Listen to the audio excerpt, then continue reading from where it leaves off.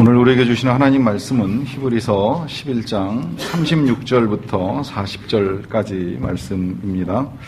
신약성경 366면 히브리서 11장 36절부터 40절까지 말씀입니다. 이 계시의 말씀을 제가 받들어 읽어드릴 때 살아계신 주님의 음성을 들으실 수 있기를 바랍니다.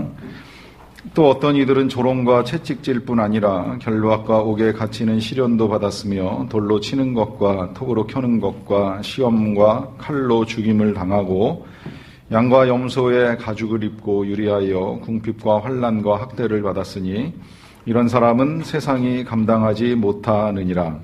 그들이 광야와 산과 동굴과 토굴에 유리하였느니라. 이 사람들은 다 믿음으로 말미암아 증거를 받았으나 약속된 것을 받지 못하였으니 이는 하나님이 우리를 위하여 더 좋은 것을 예비하셨은즉 우리가 아니면 그들로 온전함을 이루지 못하게 하려 하심이라. 아멘. 네, 어떤 분의 간증을 듣는 일이 있었는데요. 간증 속에서 그분이 처음에 왜 교회를 다니게 됐나 하는 걸 솔직하게 밝혀줍니다. 교회를 다니고 예수를 믿으면 천국이 있다고 하는데 예수 믿으면 천국에 간다는 이 사실이 진짜 사실인지 의심이 가서 나름대로 계산을 좀 해봤다 그래요. 천국이 있다고 믿었는데 죽어보니 천국이 진짜 있더라. 그러면 크게 문제가 없죠. 근데 천국이 있다고는 믿었는데 막상 죽어보니까 천국이 없다 하는 문제가 있을 수 있고요. 또 반대로 천국이 없다고 생각을 했는데 죽었는데 천국이 있다. 이것도 문제가 될 것이고요. 그 다음에 천국이 없다고 믿었는데 죽어보니까 진짜 천국이 없더라.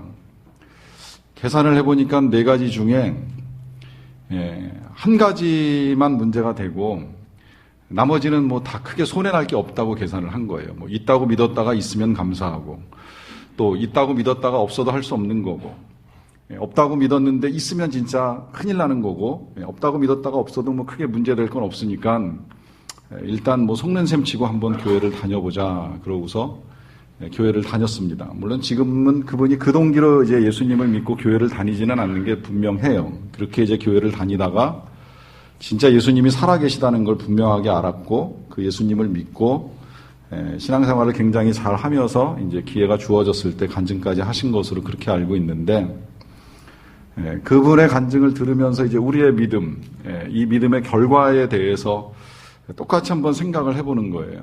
뭐 그냥 확률적으로 통계적으로 그래 믿었다가 있는 경우, 믿었다가 없는 경우, 없다고 믿었다가 있는 경우, 없는 경우 뭐 네 가지의 경우의 수를 놓고 계산해 보면 뭐 75대 25니까 속는 셈 치고 한번 교회를 다녀봐도 나쁘진 않겠다. 속는 셈 치고 예수 한번 믿는 것도 나쁘진 않겠다. 뭐 이런 동기로 일단 출발을 하시는 것까지는 뭐 크게 상관이 없다고 생각을 합니다.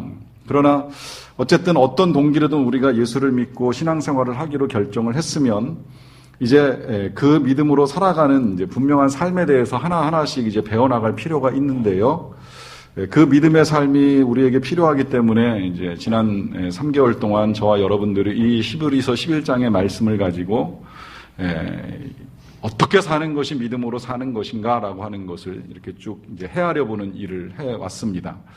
앞서 살았던 우리 믿음의 선배들이 믿음으로 겪게 된 여러 가지 일들을 통해서 믿음을 가지고 산다는 게 어떤 의미인가, 어떤 결과를 경험하는가라고 하는 걸 살펴봤습니다. 뭐 굳이 복습하자라고 하면 그 믿음으로 방주를 만들어서 가족을 구원한 사람도 있고요. 또 뭐 믿음으로 후손과 약속의 땅을 얻은 사람도 있고요. 또 믿음으로 주님과 동행한 사람, 믿음으로 홍해를 육지같이 건넌 사람, 믿음으로 여리고성이 무너지는 것을 경험한 사람 등 여러 사람들의 이야기를 우리가 함께 읽었습니다.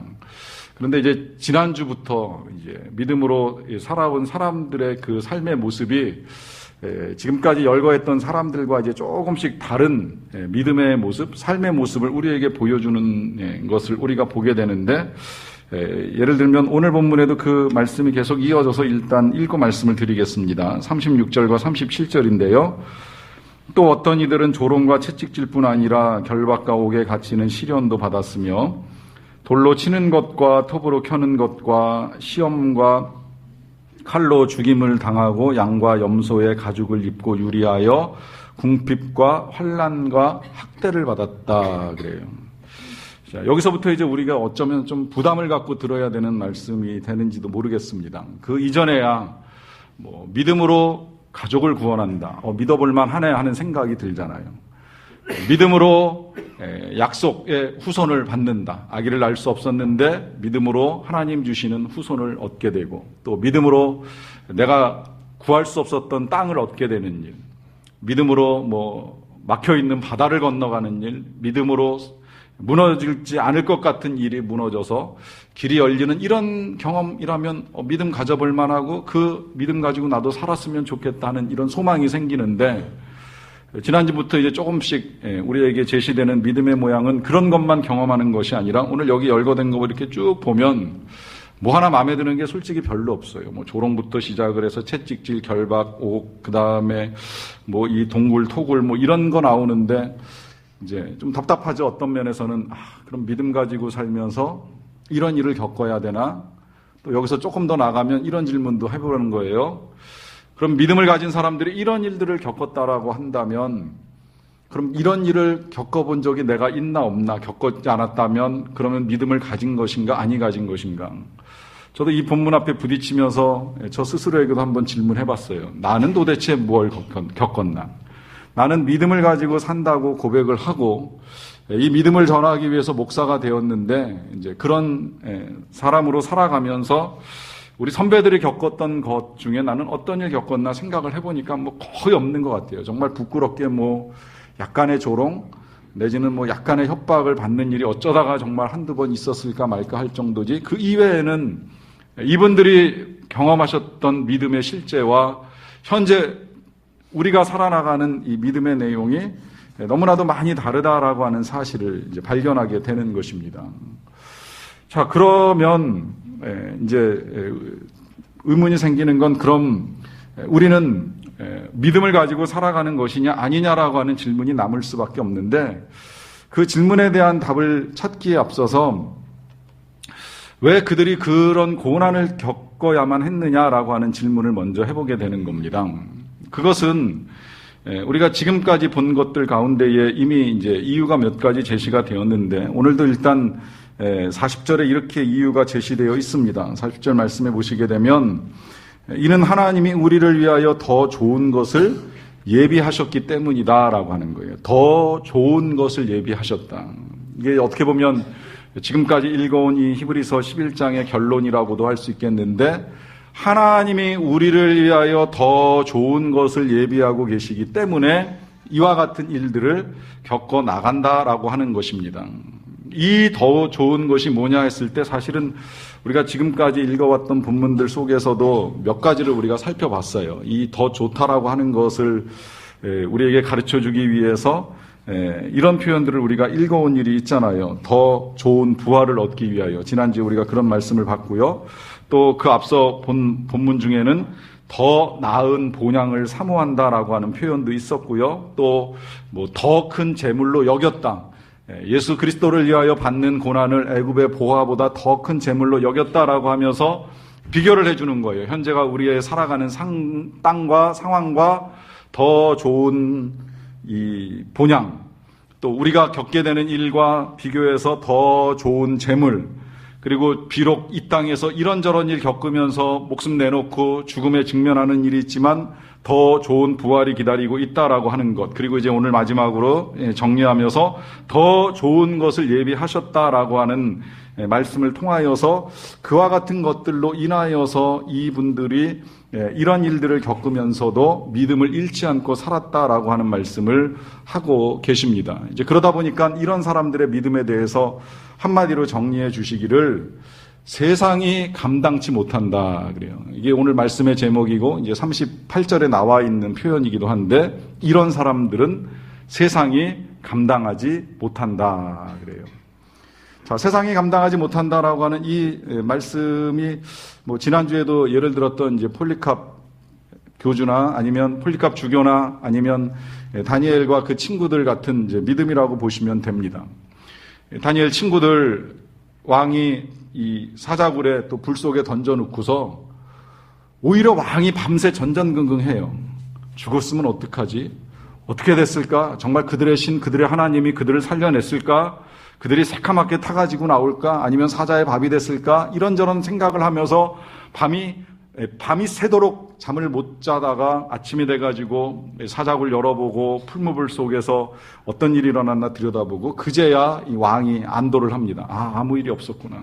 넣고 나서 후회하는 거예요. 하나님의 사람인데 이거 잘못 넣었다가 오히려 그가 무슨 일을 당하는 것이 아니라 나에게 어떤 일이 생기는 거 아닐까라고 하는 이 불안감에 감당이 안 돼가지고 그런 일을 저지르고 나서는 오히려 그 속에 들어가 있는, 고통 속에 들어가 있는 사람들보다 더 괴로워하는 이런 사람을 일컬어서 세상이 감당하지 못한다라고 하는 표현을 사용을 합니다. 뭐 이런 이야기는 성경에서뿐만이 아니라 이제 그 교회사 중에 순교사라고 해서 예수님의 이름으로 살다가 순교를 당한 사람들의 이야기만 모아놓은 책을 쭉 읽어 나가다 보면 이런 사건 정말 많이 기록되어 있어요. 이게 나중에 이 순교를 하는 중에 그리스도인들이 자기가 가지고 있는 믿음을 부정하지 않고 살다 보니까 이 사람을 세워놓고 죽이기에 직전에 이제 그 통치자가 부하들에게 이런 명령을 내려요. 저놈의 목을 베어라 그래요. 그러니까 그 부하들이 옆에 있다가 그러면 안 됩니다. 지금 저 친구의 목을 베게 되면 자신이 순교자가 된다고 오히려 좋아할 겁니다. 그러니까 그러면 매를 때려라 하니까 안 됩니다. 그것도 안 됩니다. 만약에 매를 때리게 되면 자기 자신이 예수님처럼 맞아서 나중에 면류관을 쓰게 될 거라고 오히려 기뻐할 것입니다. 그래요. 그러면 멀리 외딴 곳에 유배를 보내라 그랬더니 그것도 안 된다는 거예요. 만약에 혼자 그렇게 보내게 되면 그곳에서 홀로 예수님과 깊은 교제를 나눈다고 그는 좋아할 것입니다. 그럼 도대체 어떻게 해야 되느냐라고 하니까 그제 하는 대답이 석방을 해줘야 됩니다. 그것도 그냥 하면 안 되고 돈을 많이 줘서 석방을 시켜주면 그가 죄 가운데 빠지고 그는 예수님을 떠날 것입니다. 라고 하면서 제안을 합니다. 이 이야기가 사실인데 이것이 사실인 것은 그만큼 감당이 안 됐다는 거예요. 이걸 죽일 수도 없고 때릴 수도 없고 유배를 보낼 수도 없으니까 어떻게 해야 되느냐라고 했을 때 차라리 죄짓게 만들어버리자라고 하면서 감당 못하는 그들의 믿음을 우리에게 오늘 보여주고 있습니다. 오늘 이제 이 믿음에 관한 이야기를 마무리하면서 물론 다 끝나는 건 아니에요. 다음 주에 이제 한 번 더 믿음에 관한 이야기를 하기는 하겠습니다만은 다음 주가 성탄절이기 때문에 일단 히브리서는 오늘 여기에서 끝나게 되긴 하는데 이 믿음에 대한 이야기를 하면서 주님이 결론적으로 우리에게 제시하시는 믿음은 바로 그런 믿음이 되어야 된다는 거예요. 세상이 감당할 수 없는 믿음을 가지고 살아가라라고 하는 당부를 하는 것입니다. 자, 그러면 이제 이런 요구를 하고 나면 어쩌면 마음에 큰 부담이 찾아올 수도 있다고 생각을 합니다. 과연 내가 그런 일을 겪을 수 있을까? 내가 과연 그런 상황을 감당할 수 있을까? 만약에 나에게 똑같은 상황이 주어진다라고 하면 어떻게 그 일을 할 수 있을 것인가? 물론 늘 말씀드리지만 저는 저나 여러분들이 이와 같은 일들을 겪지 않기를 바랍니다. 하지만 더불어 바라는 것은 그런 일을 겪을 때에 여러분들의 믿음이 흔들리지 않기도 바랍니다. 어떤 상황에 직면하든지 흔들리지 않아야 할 때에 우리의 믿음이 진정한 믿음이 된다라고 하는 것입니다.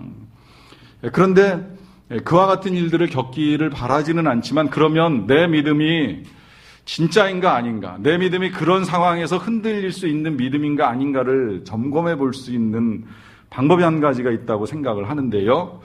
그 방법을 저는 이렇게 찾았습니다. 과거에 그 영락교회 돌아가신 원로 목사님이신 한경직 목사님께서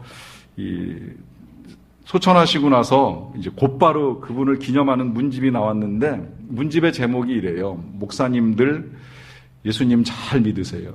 이게 책의 제목이에요. 책의 제목이 된 건 한 목사님이 목사님들을 만난 자리에서 목사님들이 부탁을 했어요. 우리 후배 목사들 만나셨는데 귀한 말씀 한 말씀 해주세요라고 요청을 드리고 나서 다들 이제 다소곳하게 기다리고 있었습니다. 그때 잠깐 생각에 잠기셨던 목사님이 생각하시고 나서 한 말씀 딱 하신 말씀이 이 말씀이었어요. 목사님들 예수 잘 믿으세요. 예수 잘 믿으세요. 자, 짧은 말씀이지만 깊은 가르침이라고 생각을 합니다. 한 번쯤 생각을 해볼 필요가 있지요. 예수님을 잘 믿으라 목사님이 목사들에게 당부하셨다면 어떻게 믿는 게 잘 믿는 건가로부터 시작을 해서 과연 나는 잘 믿고 있느냐라고 하는 질문을 하게 되는데요. 또 한편으로는 이 목사가 예수를 믿고 예수를 전하기 위해서 목사가 됐지만 그럼에도 불구하고 예수를 잘 못 믿을 수도 있다라고 하는 것 때문에 어르신이 높아심에 당부한 것이라고 생각을 한다면 어떻게 믿는 것이 예수를 잘 믿는 거냐라고 하는 질문을 하게 되는 일이 있는데요. 제가 최근에 이제 그 질문에 대한 답이 될 만한 내용을 얻는 일이 있어서 그것을 제 방 한쪽에다가 이렇게 프린팅해서 이제 붙여놓고 오며 가며 자주 읽는 일이 있습니다. 그 프린트의 제목이 이래요. 예수님을 잘 믿는다는 것은. 이 사실은 이 예수님을 잘 믿는다는 것의 내용도 선배 목회자가 이제 교회를 막 개척해가지고 시작하려고 하는 후배 목회자의 그 개척 창립 예배에 가서 권면의 말씀을 권면할 때에 당부하셨던 내용인데 이 내용이 저에게 필요한 내용이라고 하는 생각이 들어서 제가 먼저 봤고요.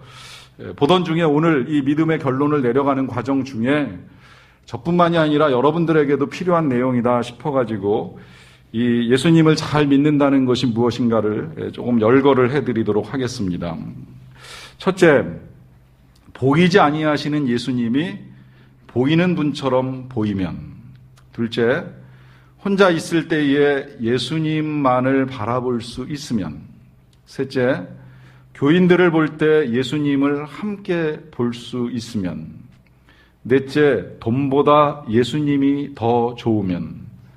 다섯째, 예수님의 칭찬을 듣기에 사람들의 칭찬이나 존경이나 인기에 연연하지 않게 되었다면. 여섯째, 어려운 일이 생겼을 때 염려하고 근심하지 않게 되었다면. 일곱째, 괴롭히는 사람, 가시 같은 사람도 품고 사랑하게 되었다면. 여덟째, 목회보다 예수님을 더 사랑한다면. 아홉 번째, 은퇴할 때 미련 없이 교회를 떠날 수만 있다면. 이 가운데 마지막 두 가지 정도야 목회자에게 해당된다 생각할지 모르겠지만 사실 나머지는 다 우리 모두가 함께 내 믿음을 위해서 점검을 해볼 필요가 있습니다. 여러분, 예수님이 보이시진 않지만 살아계신 것이 보이십니까? 믿어지십니까? 그럼 잘 믿고 있는 거예요. 혼자 있을 때에 그래도 내가 외롭지 않고 괴롭지 않고 고독하지 않다고 생각할 수 있는 건 지금 이 자리, 그 혼자 있는 자리에 예수님이 나와 함께 계시다는 것이 분명하게 느껴지면 잘 믿고 계시는 것 틀림이 없습니다. 누구를 만나든지 사실은 교인뿐만이 아니라 누구를 만나더라도 그 만남의 자리에 예수님 함께 오셔서 말없이 듣고 계시고 보이지 않는 손님으로 계시는 그분이라고 느껴지시면 잘 믿고 계시는 것 틀림없고요. 실은 돈뿐만 아니라 명예, 이익, 인정, 칭찬 어떤 것보다도 예수님만 계시면 충분하고 예수님이 나한테 잘했다, 괜찮다 이 말씀 듣는 것만으로 족하다라고 생각하시면 그럼 예수님 잘 믿고 계시는 겁니다. 요새 같은 때 정말 속상한 일도 많고 근심되는 일도 많고 염려할 일도 많고 기뻐하지 못할 일도 많지만 그래도 주님 때문에 기뻐할 수 있습니다. 주님 때문에 행복합니다. 라고 말할 수 있으면 여러분들 믿음 충분한 겁니다. 그리고 정말 괴롭히는 사람, 가시 같은 사람, 마땅치 않은 사람까지도 좀 긍휼하게 여길 수 있고 덮어줄 수 있고 사랑할 수 있다면 그러면 예수님 잘 믿는 것임에 틀림이 없습니다. 준비하고 전하면서 그런 생각 잠시 들었어요. 어쩌면 이게 토굴에 들어가고 칼로 목베임을 당하는 것보다 더 어려운 일이 아닌가라고 하는 생각이 잠시 듭니다.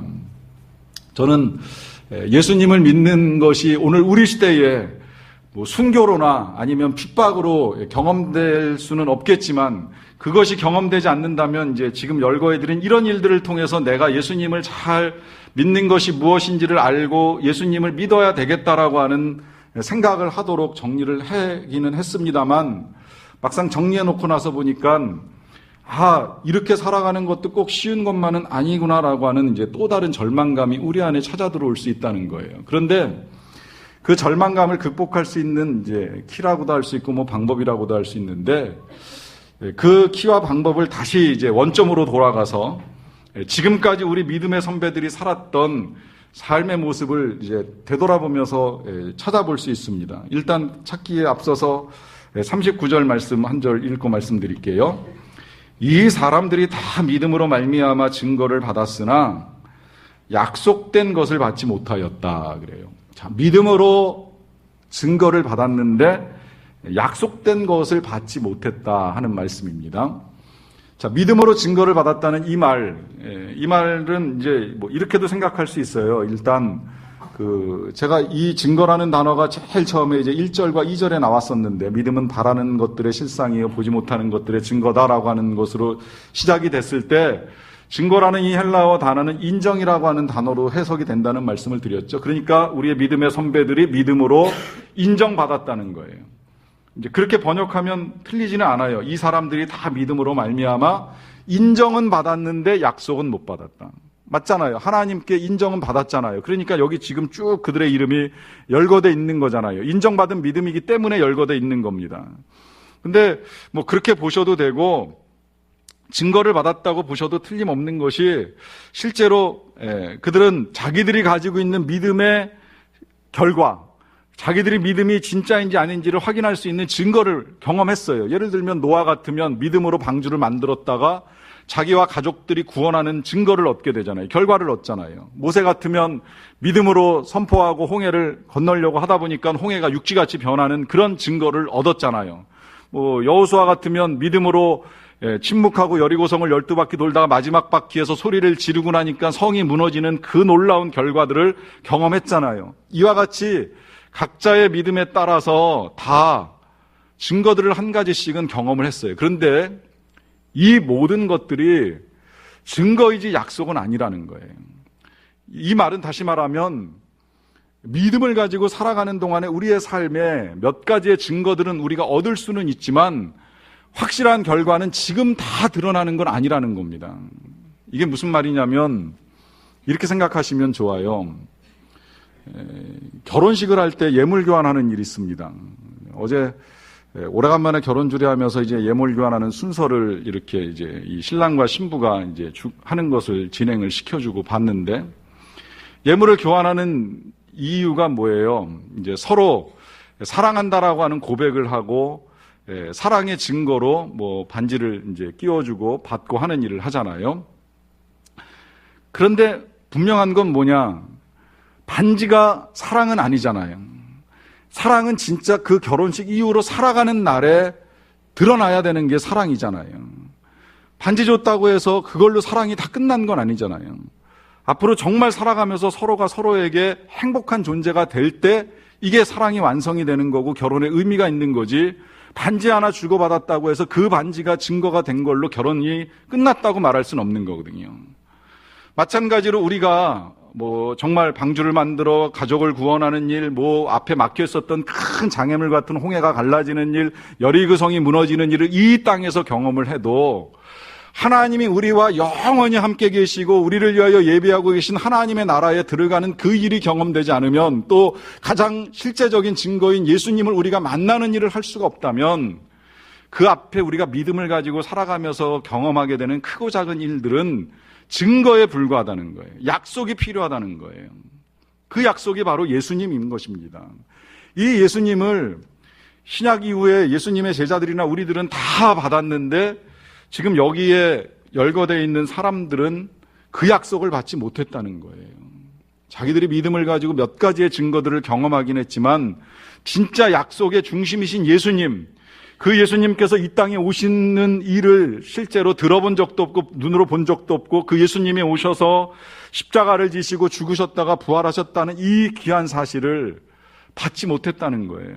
그래 어떤 면에서는 고생을 많이 했는데 굉장히 안타까운 일이 될 수 있는 거죠. 이 말씀을 지금 히브리서 기자가 당시 사람들이나 우리에게 전해주는 이유가 뭐예요? 우리는 다 약속을 받은 사람들이라는 거예요. 이 약속을 받았다는 의미가 뭐예요? 우리는 다 예수님이 이 땅에 오셨고 살아계시다라고 하는 너무나도 분명한 증거를 받고 살아가는 사람들이라는 거예요. 그 사실을 믿는다면 실은 믿음으로 살아가는 것이 하나도 어려울 게 없다는 말씀입니다. 여러분, 믿음으로 살아가는 삶, 지금까지 우리가 쭉 여러 사람들의 모습을 보았습니다. 그 가운데 지금 이제 지난주부터 오늘까지 굉장히 어려운 사람들의 삶의 모습을 보았다라고 하는 생각을 했습니다. 그런데 한번 뒤집어서 생각을 해보면 그게 그렇게 어려운 것이겠는가라고 하는 생각을 다시 하게 되는 거예요. 왜?